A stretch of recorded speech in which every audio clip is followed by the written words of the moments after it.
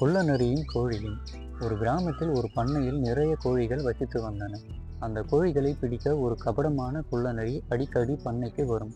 ஆனால் பண்ணையின் உரிமையாளர் மிகவும் எச்சரிக்கையாக இருந்ததால் நரியால் கோழியை பிடிக்க முடியவில்லை. ஒரு நாள் நரி எப்படியாவது கோழியை பிடிக்க வேண்டும் என்று ஒரு தந்திரமான திட்டம் போட்டது.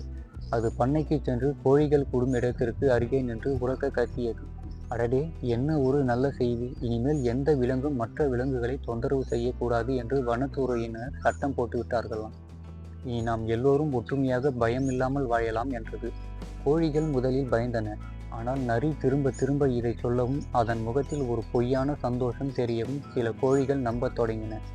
ஒரு தைரியமான சேவல் முன்னால் வந்து கேட்டது. இது உண்மையா நரி அண்ணா?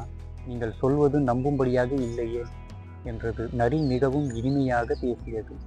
ஏன் நம்பக்கூடாது சேவல்? நானே என் காதுகளால் கேட்டேன். இனி நாம் எல்லோரும் நண்பர்கள்.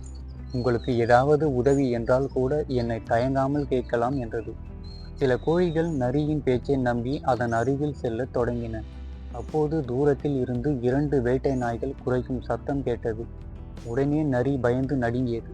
சேவல் இதை பார்த்து சிரித்தது. என்ன நரி அண்ணா, நீங்கள் தானே சொன்னீர்கள் இனி யாரும் யாரையும் தொந்தரவு செய்யக்கூடாது என்று. அப்படியானால் ஏன் பயப்படுகிறீர்கள் என்று கேட்டது.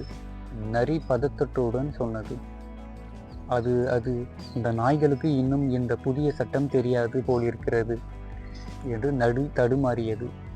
உடனே கோழிகளுக்கு நரியின் கபடத்தனம் புரிந்துவிட்டது.